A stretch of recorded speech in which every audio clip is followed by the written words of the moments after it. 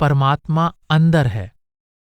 जिसके दीदार को मुसाफिरी को दिल हुआ, बहुत खूब ऐसा जो नगीच कर पाइए। ख्वाब सी दुनिया को दिल कौन करे सात पाँच, बंदे हैं जिसके क्यों न तिसके कहलाइए। अगम अगोचर सबहिन में रहता नियार, जाको जस नीत बरत संतन बार बार गाइए। कहता मलूक महबूब पिया खूब यार, सिर लगाए जमी में सिरदा कराइए। भावार्थ, मलूकदास जी कहते हैं कि हम तो प्रभु को बहुत दूर समझकर उस तक पहुंचने के लिए कठिन सफर करने के लिए तैयार थे, परंतु हैरानी की बात तो यह है कि हमारा उससे निकट से निकट अपने अंदर ही मिलाप हो गया। अब सपना लगने वाली दुनिया के ख्याल से कौन परेशान हो, जब हमने अंदर उस प्रियतम के प्रत्यक्ष रूप में दर्शन कर लिए, जिसके हम असल में दास हैं, तो फिर उसके ही दास क्यों न बनकर रहें। पूर्ण संत बार बार उस अगम अगोचर प्रभु का गुणगान करते रहते हैं, जो सबके अंदर समाया होने के बावजूद सबसे निर्लिप्त है। आप कहते हैं कि वह प्रियतम अति सुंदर और प्यारा है, क्यों न धरती पर सिर झुकाकर उसका सिजदा किया जाए, क्यों न उसकी महिमा के आगे सिर झुका दिया जाए। मलूकदास जी समझा रहे हैं कि जब तक जीव संशय भ्रमों में फंसा रहता है, वह परमेश्वर को अपने से बहुत दूर समझकर जगह जगह उसकी खोज में भटकता रहता है। जब उसका भ्रम दूर हो जाता है और उसको अपने अंदर ही मनमोहक प्रियतम का तेज दिखाई देने लगता है, तब वह उसकी महिमा के आगे अपना सिर झुका देता है। मनुष्य जन्म का उद्देश्य। बार बार करता हूं नसीहत मैं तेरी तई, क्यों बे हराम खोर साईं तू बिसारा है। जिसका नित नोन खात मुतल्लक भी न डरात, अच्छा वजूद पाए औरत से हारा है। कौल से बेकौल हुआ किसी की न लेत दुआ, दोजख के लिए दिल कौन कौन मारा है। कहता मलूक अब तौबा कर साहेब से, छाण दे कुराह जिन जारे पर जारा है। भावार्थ, संसार में नमक हरामी और कृतघ्नता को सबसे बुरा समझा जाता है। मलूकदास जी चेतावनी देते हैं कि मैं तुम्हें बार बार सावधान कर रहा हूं कि तूने कृतघ्न की तरह अपने मालिक परमेश्वर को क्यों भुला दिया है। हे कृतघ्न, तू जिसका नमक खाता है, जिस दाता की दी हुई सभी दातें भोगता है और जिसने तुम्हें इंसान का सुंदर उत्तम जामा बख्शा है, तू माया यानी औरत का गुलाम बनकर उस कुल मालिक से बिल्कुल नहीं डरता। तुमने अपने कर्ता के साथ किया हुआ वह वायदा भुला दिया है कि संसार में जाकर पल पल तेरी भक्ति करता रहूंगा। तू किसी प्रभु के प्यारे भक्त का आशीर्वाद नहीं लेता। पता नहीं तू नरक यानी दोजक में पहुंचने के कौन कौन से साधन इकट्ठे करता जा रहा है। अब मेरी नसीहत को मानकर कुल मालिक से पिछले अपराधों के लिए क्षमा याचना कर, पिछले गुनाहों से तौबा कर और माया में जगत के मोह तथा बुरे कर्मों का गलत रास्ता यानी कुराह छोड़कर परमात्मा के प्रेम और उसकी भक्ति के सच्चे रास्ते पर चलना शुरू कर दे। नहीं तो यह न हो कि बार बार नरकों की आग में जलता रहे। गाफिल है बंदा गुनाह करे बार बार, काम पड़े साहिब धों कैसा फरमावेगा। आखिर जमाने को डरता रहे मेरा दिल, जब जबरील हाथ गुर्ज लिए आवेगा। ख्वाब सी दुनिया दिल को न करे सात पाँच, काली पीली आंखें कर फिरिश्ता दिखलावेगा। कहता मलूक किसी मुल्क में बचाव नहीं, अब कीजै कृपा तब मेरे मन भावेगा। भावार्थ, मलूकदास जी कहते हैं कि इंसान असल में अचेत है। यह अज्ञानता के कारण बार बार पाप करता रहता है। इंसान यह नहीं सोचता कि जब किए हुए कर्मों का हिसाब देना पड़ेगा तो कुल मालिक क्या हुक्म देगा। आप कहते हैं कि मेरा मन अंत समय यानी आखिरी जमाने के बारे में सोचकर डरता है कि पता नहीं कब मौत का फरिश्ता जिब्रील हाथ में गुर्ज यानी गदा लेकर मेरे पास आ पहुंचेगा। यह संसार स्वप्न के समान है, इसमें चालाकी होशियारी काम नहीं आती। अंत समय जब मौत का फरिश्ता काली पीली आंखें दिखाकर जीव को भयभीत करेगा तो उस समय तुम्हारे पास बचने का कोई उपाय नहीं रहेगा। मलूकदास जी मौत को अटल बताते हुए चेतावनी देते हैं कि संसार की किसी भी जगह पर मौत से बचाव नहीं हो सकता। हे प्रभु, आप ही कृपा करो ताकि मेरे अंदर आपका प्रेम जागृत हो जाए और मैं किए हुए पापों से छुटकारा पाकर जन्म मरण के चक्कर से मुक्त हो जाऊं। अदम कबित का जिसकी कविताई करूं, याद करूं उसको जिन पैदा मुझे किया है।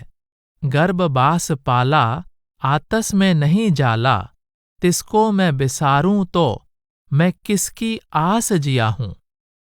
नालत इस दुनिया को जो दीन से बेदीन करे, खाक ऐसे खाने जिन ईमान बेच लिया है। कहता मलूक मैं बिकाना हरि मूरत पर, जिसके दीदार से जुड़ाता मेरा हिया है। भावार्थ, मलूकदास जी कहते हैं कि मैं उस अनादि कुल मालिक की महिमा करके कबित का उच्चारण कर रहा हूं जो मेरा जीवन दाता है। उसने माता के गर्भ में मेरा पालन पोषण किया और मुझे माता के पेट की जठराग्नि में जलने से बचाए रखा। मैं अपने रक्षक, प्रतिपालक और जन्मदाता को भूलकर अन्य किसी से सहारे की आशा कैसे रख सकता हूं। आप कहते हैं कि धिक्कार है संसार के लोगों पर जो इंसान को परमार्थ से गुमराह करके दुनियावी स्वार्थ में उलझा देते हैं। अपना धर्म बेचकर बेईमानी से कमाई गई रोजी रोटी से परहेज करना चाहिए। आपका भाव है कि हक हलाल की कमाई के बजाय बेईमानी की रोजी रोटी नहीं कमानी चाहिए। मलूकदास जी कहते हैं कि मैं कुल मालिक के अगम स्वरूप पर कुर्बान जाता हूं। उसके दीदार ने मेरा मन मोह लिया है और मेरा हृदय पूरी तरह उसमें लीन हो गया है। सुपने को सुख देख मोह रहे मूढ़ नर, जानत हमारे दिन ऐसे ही बिहाएंगे। क्या करेंगे भोग अच्छी सुंदरी रमेंगे नित, छां को ले चारे जून खूंद खूंद खाएंगे। सी करासो काल है कल सरी सी लपेट ले है, चंगुल के तेल दबे चिचयाएंगे।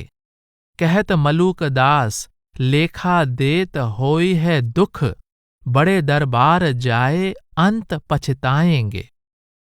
भावार्थ, मलूकदास जी अफसोस करते हुए कहते हैं कि जिस प्रकार अज्ञानी व्यक्ति स्वप्न में मिले सुखों को सत्य समझने के भ्रम का शिकार हो जाता है, उसी प्रकार मूर्ख लोग स्वप्न के समान जीवन के सुखों को देखकर इस भ्रम का शिकार हो जाते हैं कि हमें ये सुख सदा प्राप्त होते रहेंगे। सुंदर स्त्रियों से रंगरलियां मनाने वाले मूर्ख यह भूल जाते हैं कि 4 दिनों की यह मौज मस्ती अंत में भारी दुख का कारण बन जाएगी। मूर्ख लोग यह समझने का यत्न नहीं करते कि एक दिन काल बाज की तरह जीव रूपी चिड़िया को झपट लेगा और उसके चंगुल में फंसा जीव बुरी तरह रोता बिलबिलाता चीखें मारता रह जाएगा। धर्मराज के दरबार में कर्मों का भुगतान करते समय भयंकर दुखों का सामना करना पड़ेगा।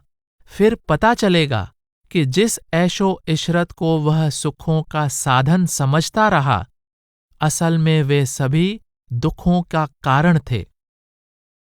मलूकदास जी चेतावनी दे रहे हैं कि विषय विकार और इंद्रियों के भोग शारीरिक, मानसिक और आध्यात्मिक पतन का कारण बन जाते हैं।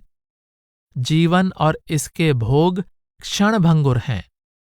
भोगों में लिप्त व्यक्ति जीवन के मुख्य उद्देश्य प्रभु से मिलाप की तरफ ध्यान नहीं देता, जिस कारण वह सदा जन्म मरण के दुखदायी चक्कर से बंधा रहता है। परमात्मा से मिलाप का साधन। अबधू का कहे तोहे बखानो, गगन मंडल में अनहद बोले, जाति बरन नहीं जानो। अहो अहो मैं कहा कहूं तोहे, नाव न जानो देवा। सुन महल की जुगति बतावे, कहबिद कीजय सेवा। तीरथ भर में बड़े कहावें, बाद करत हैं सोई। अंध धुंध चल जात निरंजन, मर्म न जाने कोई। अबिगत गति तुम्हरी अविनाशी, घट घट रहत चलाया। जहाँ तहाँ तेरी माया खेलै, सतगुरु मोह लखाया। वेद पढ़े पढ़े पंडित भूलें, ज्ञानी कथि कथि ज्ञाना। कह मलूक तेरी अद्भुत लीला, सो काहू नहीं जाना। भावार्थ। इस शब्द में मलूकदास जी परमात्मा से मिलाप के साधन पर प्रकाश डाल रहे हैं। आपने एक शब्द में परमात्मा को योगी और आत्मा को जोगिन कहा है। इस शब्द में परमात्मा को अवधू कह रहे हैं। अवधू का अर्थ भी त्यागी, वैरागी या योगी है। परमात्मा सर्वव्यापक होने के बावजूद सबसे निर्लिप्त है, इसलिए वह पूर्ण योगी या अवधू है।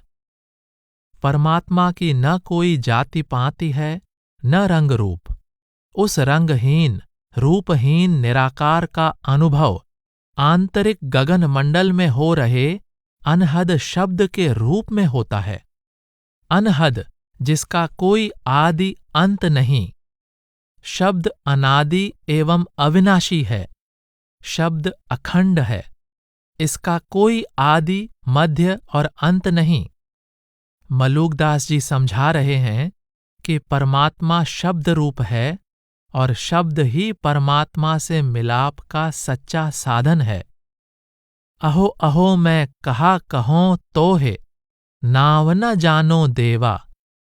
आप कहते हैं, हे प्रभु, मुझे कुछ समझ नहीं आ रहा कि तुम्हें किस नाम से पुकारूं। तुम अनामी हो।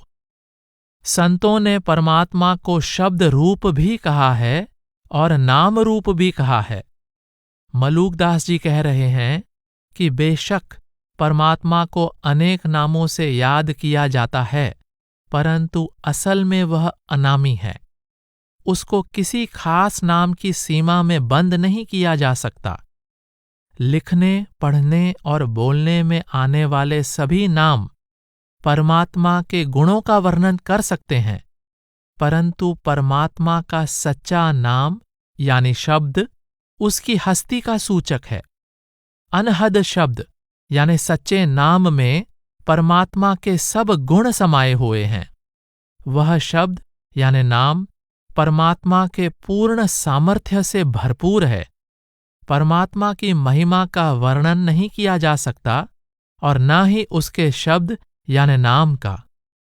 मलूकदास जी कहते हैं कि शब्द यानी नाम की ध्वनि सतलोक रूपी सुन्न मंडल में गूंज रही है।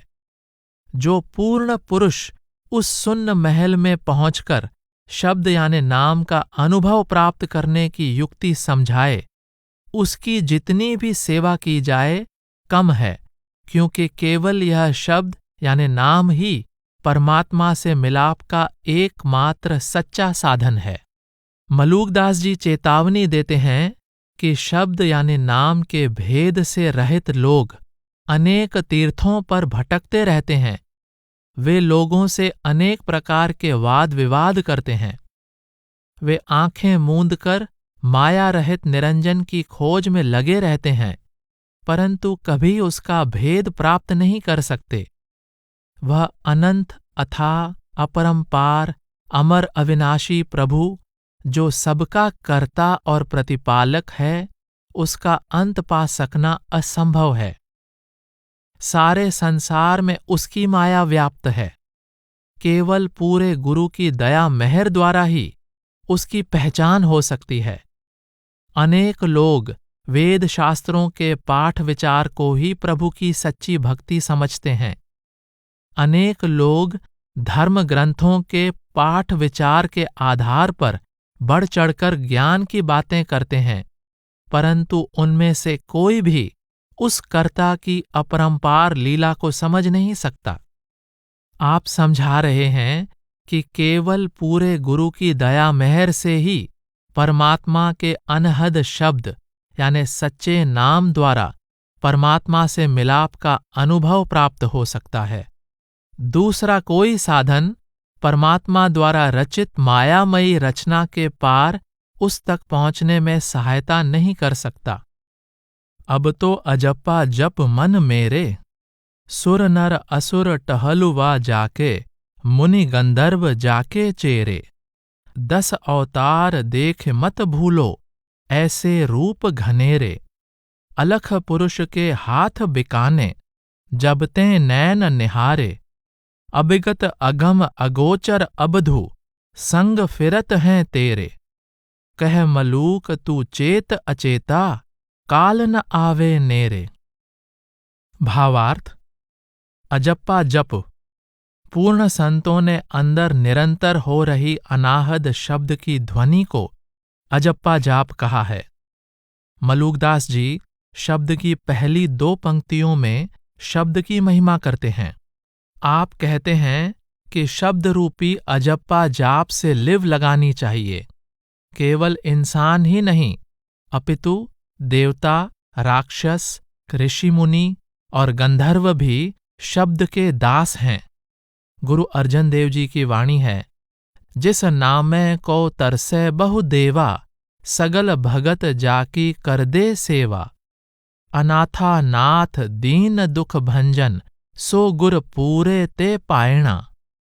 आप फरमाते हैं कि परमात्मा का नाम बेसहारों का सहारा है। यह दीनहीन के सब दुख दूर करने वाला है। सब सच्चे भक्त उसके दास हैं और देवता भी उस नाम को प्राप्त करने के लिए तरसते हैं। यह नाम गुरु की कृपा से प्राप्त होता है। मलूकदास जी अगली 2 पंक्तियों में समझाते हैं कि 10 अवतारों की भक्ति को मुक्ति का साधन समझने के भ्रम में न फंसो।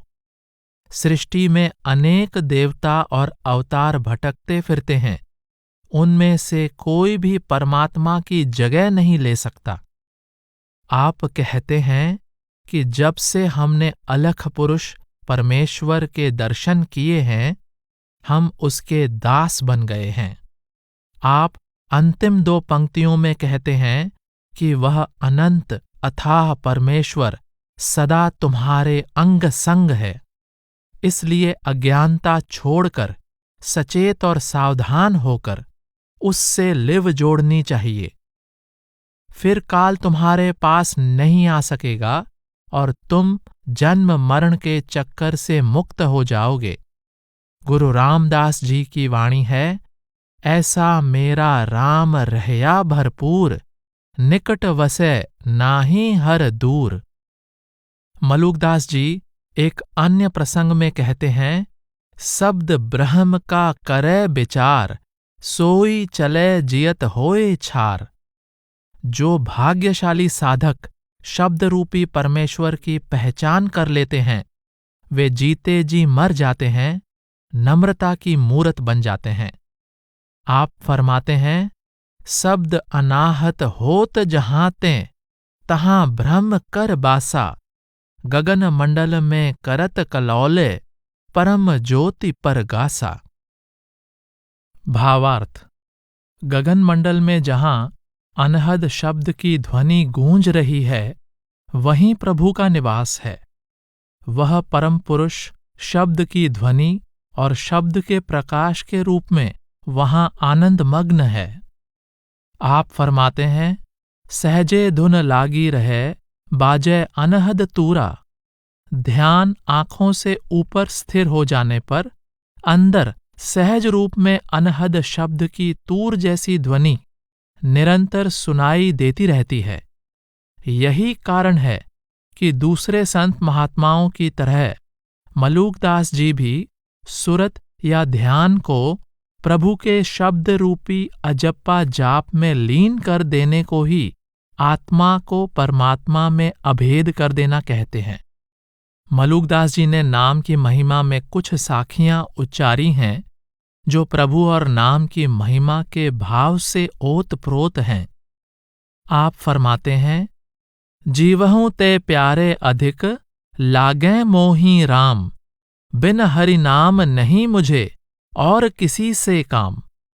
कह मलूक हम जबहीं तें लीनी हरि की ओट, सोवत हैं सुख नींद भरे डारे भरम की पोट।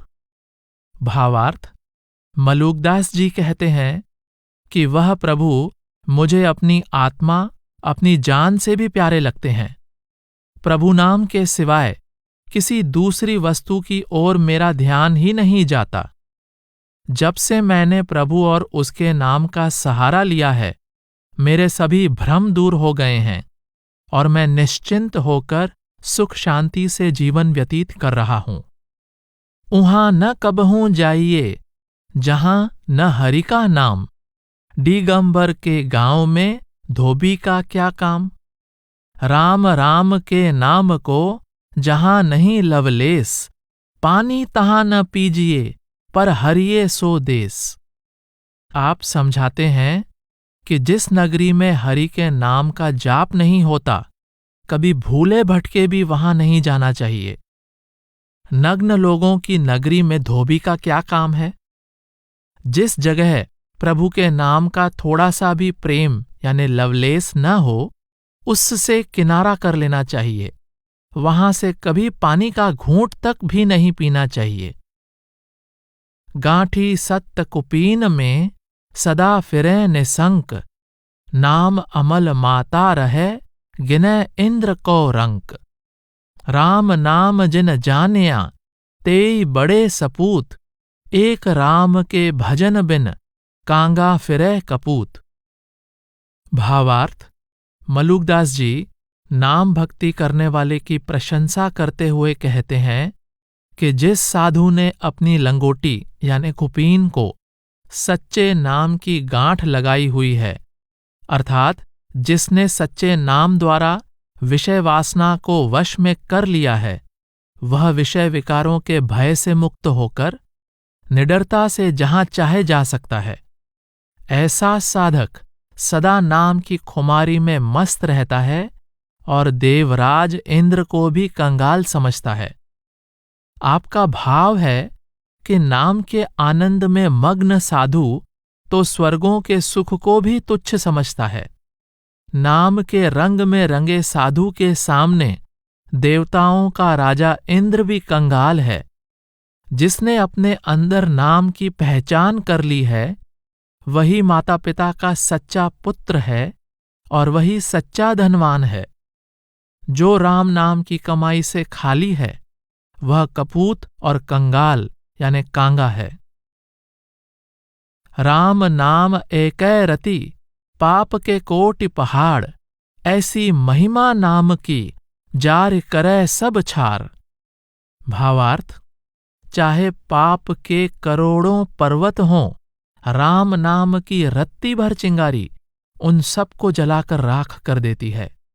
कबीर साहब के कथन में भी यही भाव झलक रहा है।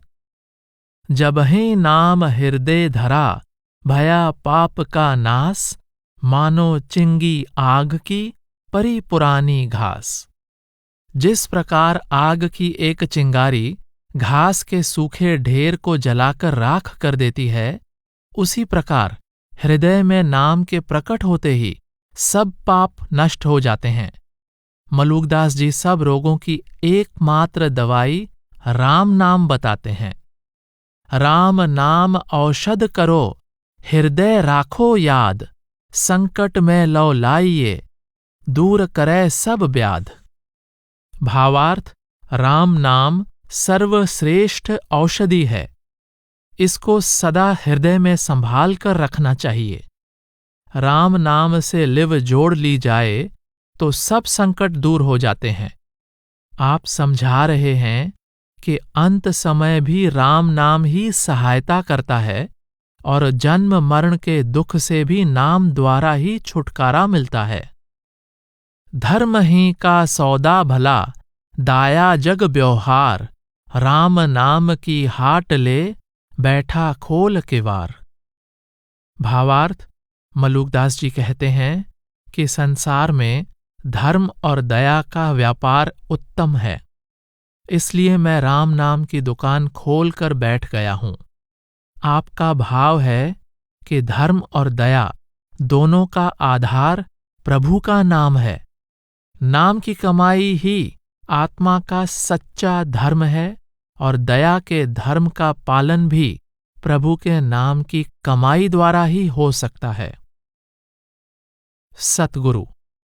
अब मैं सतगुरु पूरा पाया, मन तैं जन्म जन्म डहकाया, कई लाख तुम रंडी छाणी, केते बेटी बेटा, कितने बैठे सिरदा करते, माया जाल लपेटा, कितने के तुम पित्र कहाए, केते पित्र तुम्हारे, गया बनारस कर कर थाके, देत देत पिंड हारे, कई लाख तुम लश्कर जोड़ें, केते घोड़े हाथी, तेऊ गए बिलाए छिनक में, कोई रहा न साथी, आवागवन मिटाया सतगुरु, पूजी मन की आशा, जीवन मुक्त किया परमेश्वर, कहत मलूक दासा।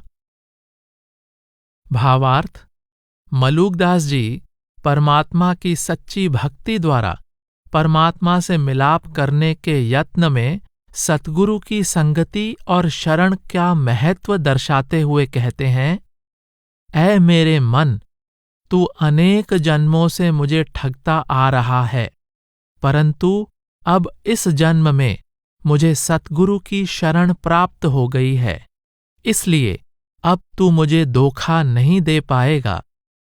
पूर्व जन्मों में अनगिनत औरतें, बेटे बेटियां छोड़ने पड़े, किसी जन्म में भी किसी ने अंत समय साथ न दिया, पता नहीं कितने लोगों के आगे सिजदा करना पड़ा, माथा टेकना पड़ा, परंतु इसके बावजूद माया के जाल से छुटकारा न मिला।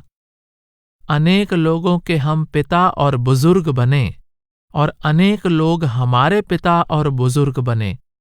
अनेक जन्मों में गया, बनारस आदि तीर्थ स्थानों पर पूर्वजों के श्राद्ध निमित्त उबले हुए चावलों के गोले दान में देते हुए थक गए, परंतु न तो उससे हमें कुछ लाभ हुआ और न ही पितरों को। कई बार लाखों सैनिकों वाले बड़े लश्करों और अनगिनत हाथी घोड़ों के मालिक बने, परंतु अंत समय वे सब पल भर में पराये हो गए और किसी ने भी साथ न दिया। जब प्रभु की कृपा से सतगुरु की शरण प्राप्त हो गई तो अनंत काल से चली आ रही प्रभु से मिलाप की आशा पूरी हो गई और प्रभु ने कृपा करके जीते जी मुक्ति का अधिकारी बना दिया। मलूकदास जी समझा रहे हैं कि पूरे गुरु परमेश्वर का रूप होते हैं। परमेश्वर की दया मेहर द्वारा सतगुरु की शरण प्राप्त हो जाती है तथा सतगुरु की रहमत द्वारा प्रभु से मिलाप और जन्म मरण के चक्कर से छुटकारे का सौभाग्य प्राप्त हो जाता है। जीवन मुक्त किया परमेश्वर। शास्त्रों में अनेक प्रकार की मुक्ति का वर्णन है, परंतु जीवन मुक्त को सर्वोत्तम माना गया है। संत नामदेव जी का कथन है, मुए हुए जो मुक्ति दुहेंगे, मुक्ति न जाने कोयला। आप कहते हैं, पंडित जी, तुम मरने के बाद मुक्ति प्राप्त होने का लालच दे रहे हो। मौत के बाद प्राप्त होने वाली मुक्ति पर कैसे भरोसा किया जा सकता है? संत महात्मा समझाते हैं कि जो जीते जी अनपढ़ है, उसको मरने के बाद कोई बीए एमए की डिग्री नहीं देगा। जो जीते जी चोर है, उसको मृत्यु के बाद कोई संत महात्मा नहीं बना देगा। इंसान जो भी प्राप्त करता है, जीते जी करता है। इसलिए केवल जीते जी प्राप्त होने वाली मुक्ति पर ही भरोसा किया जा सकता है और सतगुरु की शरण द्वारा ही अंदर परमात्मा से जीते जी मिलाप करने को सच्चे ज्ञान का आधार माना जा सकता है। दूसरे बहुत से पूर्ण संतों की तरह मलूकदास जी ने सतगुरु को निराकार परमेश्वर का साकार रूप माना है। आपकी वाणी में सतगुरु और परमेश्वर की महिमा के भाव आपस में इस तरह एक रूप हैं कि उन्हें एक दूसरे से अलग कर पाना असंभव है। आप कहते हैं, हमारा सतगुरु बिरले जाने, सुई के नाके सुमेर चलावे, सो यह रूप बखाने। की तो जाने दास कबीरा, कि हरि नाकस पूता।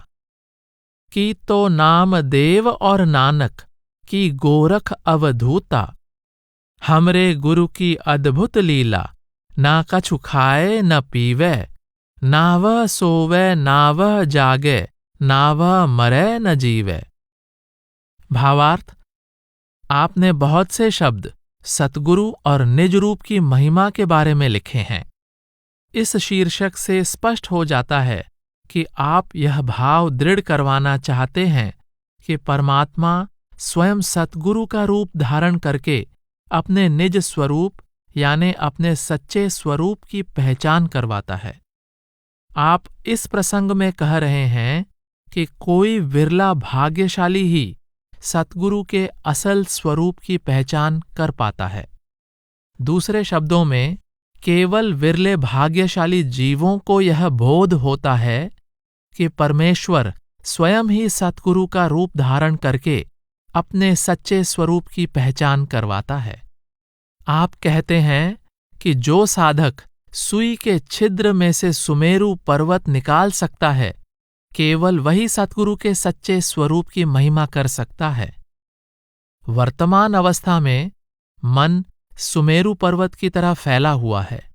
जब यह आंखों से ऊपर स्थिर होकर सुषमना में प्रवेश करके ऊपर तीसरे रूहानी मंडल 10वें द्वार में पहुंच जाता है, तब मन एक तरह से सुई के छिद्र में से निकल जाता है।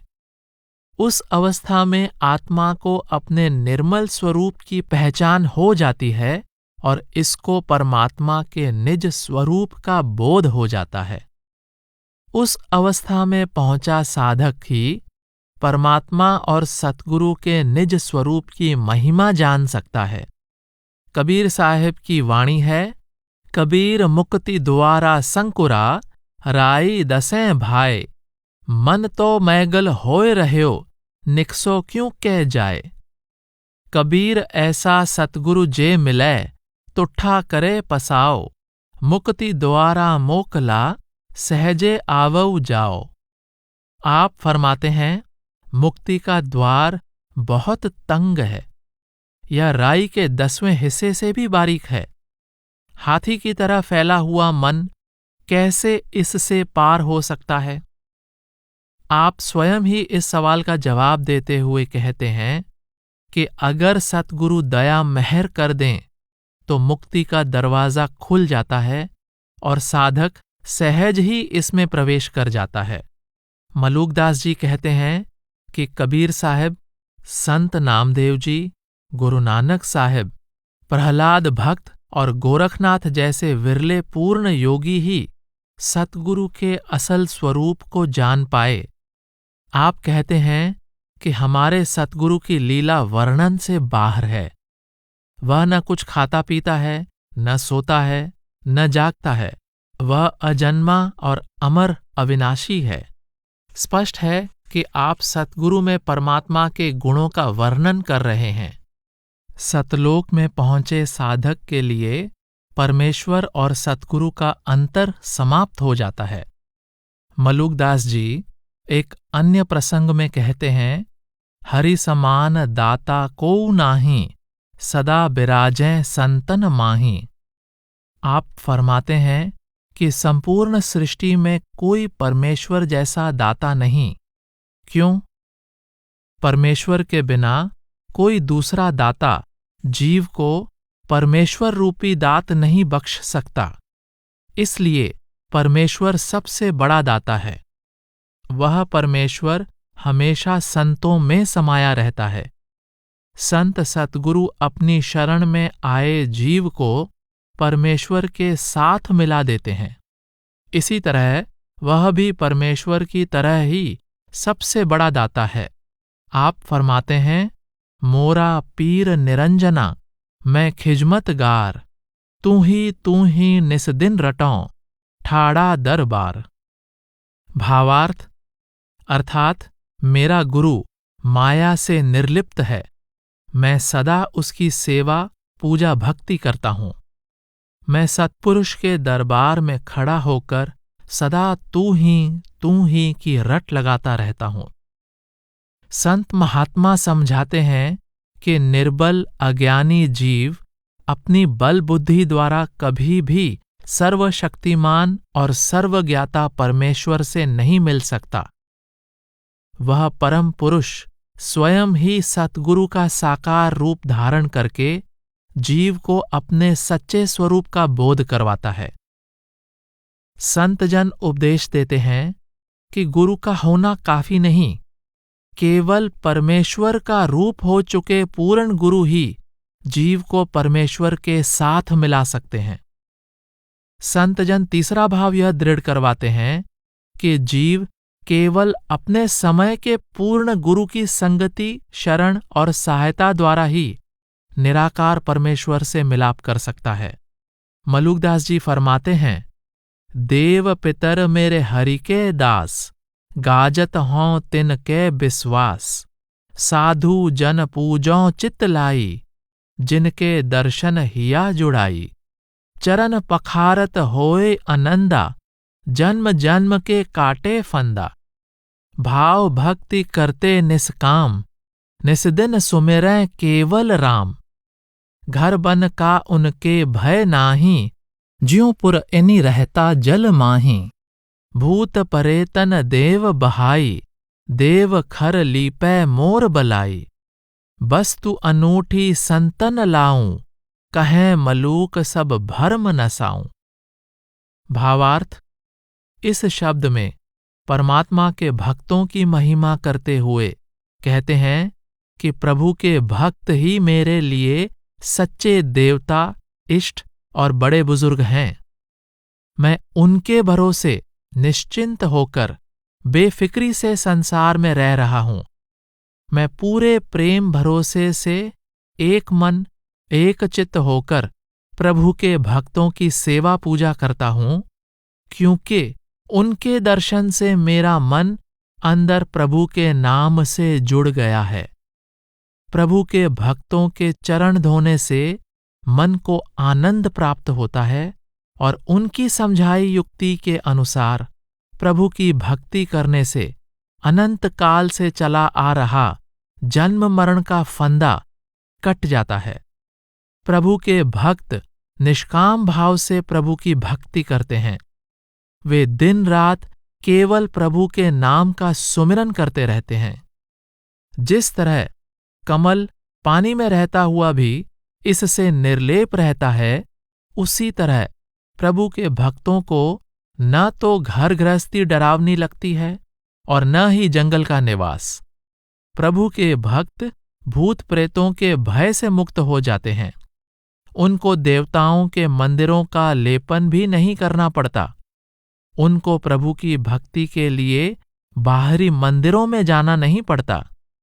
मलुकदास जी कहते हैं कि मुझे पूर्ण संतों से प्रभु के नाम का अनूठा पदार्थ मिल गया है, जिससे मेरे सब संशय भ्रम दूर हो गए हैं। मेरा इस मायामय संसार के सत्य होने का भ्रम भी दूर हो गया है और मुझे पूरा भरोसा हो गया है कि संतों की शरण द्वारा प्रभु के नाम का ध्यान करना ही प्रभु से मिलाप करने का एकमात्र सच्चा साधन है। साधु जन पूजों चित लाई, जिनके दर्शन हिया जुड़ाई का भाव गुरु रामदास जी ने भी प्रकट किया है। जो गुरु को जन पूजे सेवे, सो जन मेरे हर प्रभ भावै। हर की सेवा सतगुरु पूजहो, कर कृपा आप तरावै। आप उपदेश देते हैं कि सतगुरु की सेवा पूजा ही हरि की सेवा पूजा है। इस सेवा पूजा का सौभाग्य परमात्मा की दया मेहर द्वारा प्राप्त होता है और यही भवसागर से पार होने का असल साधन है। सतगुरु की हर प्रकार की सेवा धन्य है, परंतु सतगुरु की सेवा पूजा का वास्तविक भाव सतगुरु के उपदेशानुसार प्रभु की भक्ति या नाम की कमाई करना है। भाव भक्ति करते निष्काम, निस्दिन सुमिरै केवल राम। प्रभु के भक्त निष्काम भाव से प्रभु की भक्ति करते हैं। वे अपनी शरण में आए जीवों को भी स्वार्थ रहित भाव से परमात्मा की भक्ति करने की युक्ति सिखाते हैं। कबीर साहब ने भी इसका कारण बताया है। जब लग भगति सकामता, तब लग निर्फल सेव। कहें कबीर वै क्यों मिलें, निष्कामी निज देव। गुरु अर्जन देव जी का निष्काम भाव से परोपकार करने वाले संतों के बारे में कथन है। दुख रोग भय सगल बिनासे, जो आवे हर संत सरन। आप जपै अवरै नाम जपावे, वड समरथ तारन तरन। पूर्ण संत प्रभु की तरह सर्वसमर्थ होते हैं। वे स्वयं भी प्रभु के नाम का ध्यान करते हैं और अपनी शरण में आए जीवों को भी प्रभु के नाम का ध्यान करने की युक्ति सिखाकर उनका भी भवसागर से पार उतारा करवा देते हैं। जहां जहां बच्छा फिरै, तहां तहां फिरै गाय। कहें मलूक जहां संत जन, तहां रमया जाए। भेष फकीरी जे करै, मन नहीं आवे हाथ। दिल फकीर जे हो रहे, साहिब तिनके साथ। भावार्थ आप उपदेश देते हैं। जहां जहां बछड़ा जाता है, गाय उसके पीछे पीछे चलती जाती है। उसी प्रकार जहां पूर्ण संत जाते हैं, सर्वव्यापक प्रभु वहां वहां साथ जाते हैं। आप कहते हैं कि व्यक्ति कोई विशेष भेष या पहनावा धारण करने से सच्चा फकीर साधु या संत नहीं बन जाता। जिसका मन वश में नहीं है, वह पूर्ण साधु या फकीर नहीं, और जिस साधक का मन संसार से निर्लिप्त हो चुका है, परमेश्वर सदा उसके अंग संग रहता है। जीती बाजी गुरु प्रताप तें, माया मोह निवार। कहें मलूक गुर कृपा तें, उतरा भवजल पार। भावार्थ आप सतगुरु की महिमा बयान करते हुए कहते हैं कि शिष्य सतगुरु की दया मेहर द्वारा मोह माया के जाल से छुटकारा प्राप्त कर लेता है। सतगुरु की कृपा से वह भवसागर से पार हो जाता है। वह जीवन की बाजी जीत लेता है। उसका परमात्मा से मिलाप का मनोरथ पूरा हो जाता है। सुखद पंत गुरुदेव यह, दीन्हों मोह बताए। ऐसो ऊपट पाए अब, जगमग चले बलाए। भावार्थ संसार के लोग परमात्मा की प्राप्ति के लिए इधर उधर विभिन्न रास्तों पर भटक रहे हैं। परमेश्वर का रूप हो चुके सतगुरु अपनी शरण में आए शिष्य को परमात्मा के साथ मिलाकर अंतर्मुख होकर सहज मार्ग का बोध करवा देते हैं। वह मार्ग बहुत सुगम और सुखदायक है। मलूकदास जी कहते हैं कि सतगुरु द्वारा दिखाए सबसे ऊंचे और श्रेष्ठ मार्ग यानी ऊपट की प्राप्ति के बाद मैं संसार के ऊबड़ खाबड़ दुखदायी रास्ते पर क्यों चलूं?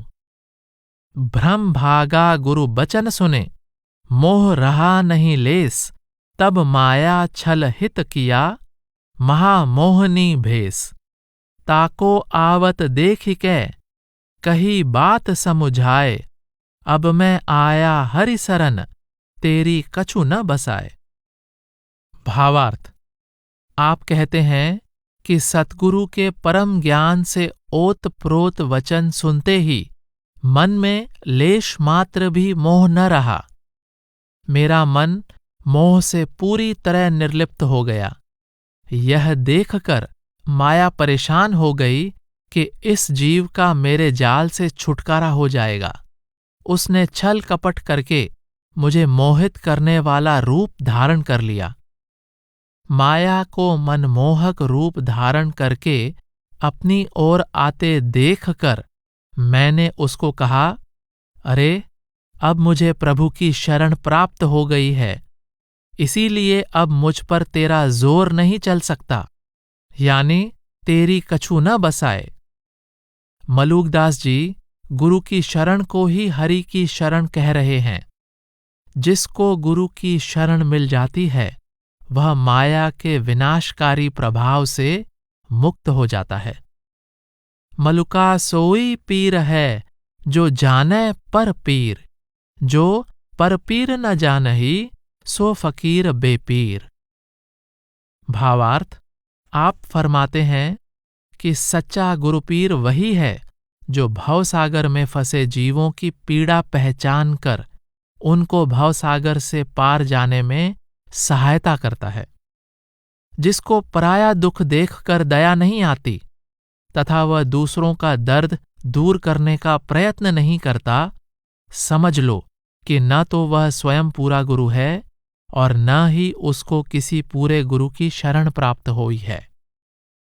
बहुतक पीर कहावते, बहुत करत हैं भेस, यह मन कहर खोदाय का, मारे सो दुर्बेस। भावार्थ, मलूकदास जी कहते हैं कि दुनिया बहुत से गुरुओं पीरों से भरी हुई है। अधूरे एवं झूठे गुरु भांति भांति के भेष धारण करके लोगों को अपने जाल में फंसाने का यत्न करते हैं। परंतु यह बात भली भांति समझ लेनी चाहिए कि जब तक कोई अंदर बैठे खतरनाक मन को वश में नहीं करता, वह सच्चा दरवेश, फकीर या साधु नहीं कहला सकता। आपका भाव है कि साधक बहिर्मुखी भेष द्वारा नहीं, सतगुरु की कृपा द्वारा अंदर बैठे खतरनाक दुश्मन मन को साध कर ही सच्चा साधु बन सकता है।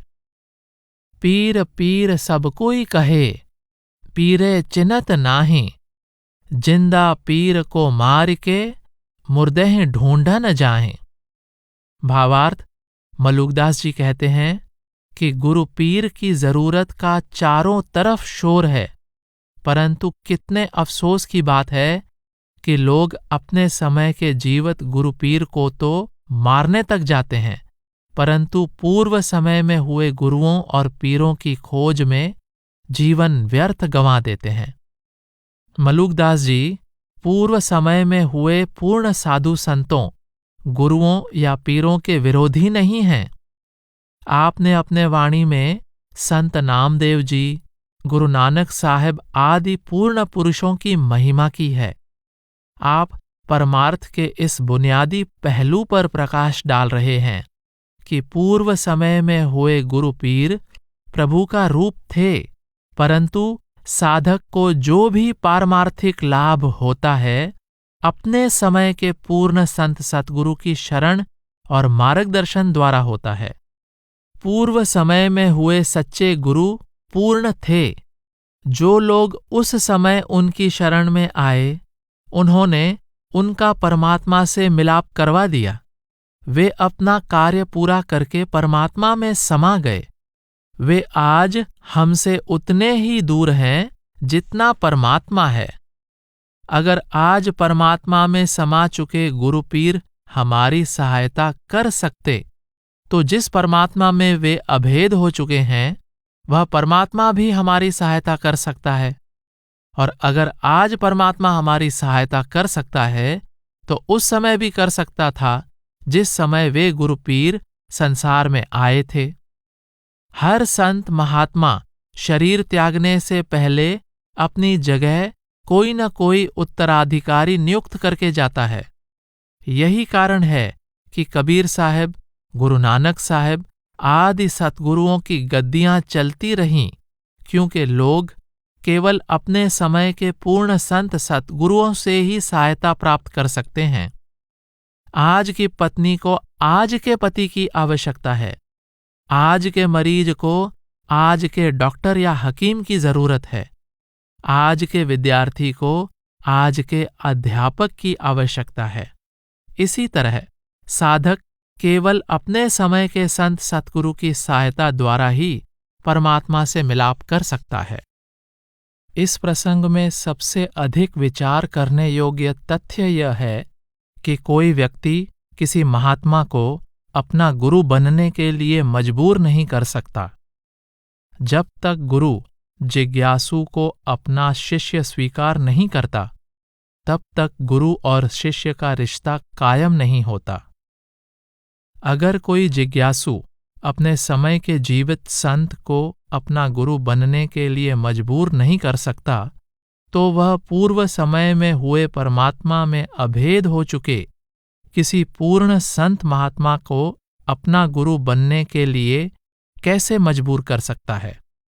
वास्तविक उद्देश्य यह नहीं कि किसी साधक ने पूर्व समय में हुए किसी अवतार, पैगंबर या संत महात्मा को अपना गुरु मान लिया है, अपितु उद्देश्य यह है कि उस अवतार, पैगंबर या संत महात्मा ने भी उसको अपना शिष्य बनाना स्वीकार किया है। अज्ञानी जिज्ञासु मन की झूठी तसल्ली का शिकार होकर जीवन को बर्बाद कर लेता है। इस बारे में विवेक का इस्तेमाल जरूरी है। स्वामी शिवदयाल जी महाराज ने अपने समय के देहधारी सतगुरु की प्रशंसा में एक लंबे शब्द का उच्चारण किया है। गुरु गुरु में हृदय धरती, गुरु आरत का सामा करती। आपने इस शब्द में समझाया है कि ब्रह्मा, विष्णु, शिवजी और पूर्व समय में हुए अनेक अवतार पैगंबर ही नहीं, सतलोक में बैठा परमात्मा भी जीव की सहायता नहीं कर सकता। आप कहते हैं कि हम इन सब का सत्कार करते हैं, लेकिन जीव केवल अपने समय के प्रत्यक्ष सतगुरु की सहायता और अगुवाई द्वारा ही परमात्मा से मिलाप कर सकता है। आप कुछ महत्वपूर्ण संकेत करते हुए कहते हैं, पिछलों की जो धारें टेका, जिनको कभी आंख नहीं देखा, पोथिन में सुनी उनकी महिमा, टेक बांध मन सबका भरमा। आप सावधान करते हैं कि पूर्व समय में हुए संत महात्मा, पीर, पैगंबर आदि से सहायता की आशा रखना केवल मन का धोखा है। आप कहते हैं, वक्त गुरु जब लग नहीं मिलई, अनुरागी का काज न सरई। अपने समय के पूर्ण सतगुरु की शरण के बिना परमार्थ के प्रेमी का प्रभु प्राप्ति का कार्य पूरा नहीं हो सकता। स्वामी जी महाराज संकेत करते हैं कि अपने समय के गुरु का सम्मान करना ही सही अर्थों में पूर्व समय में हुए पूर्ण पुरुषों का सच्चा सम्मान है। मुर्शिद मेरा दिल दरियाई, दिल गहे अंदर खोजा, जा अंदर में 70 काबा, मक्का 30 रोजा। सातों तबक औलिया जामें, भेद न होए जुदाई, शम्स कमर ठाड़े निजाम में, दरसें जहां खोदाई। हवा हिरस खुदी में खोवा, अनल हक जह जानी, बिन चिराग रोशन सब खाना, तामे तख्त सुभानी। बिना आब जहाँ बहुगुल फूले, अब बिना जह बरसै।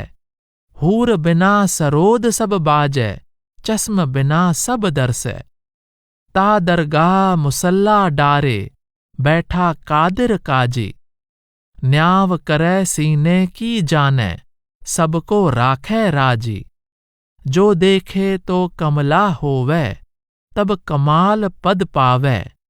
साहिब मिले तब साहिब होवै, ज्यों जल बूंद समावै। तिसके पल दीदार किए ते, नादिर होए फकीरा। मारे काल कलंदर दिल सों, दर्दमंद धर धीरा।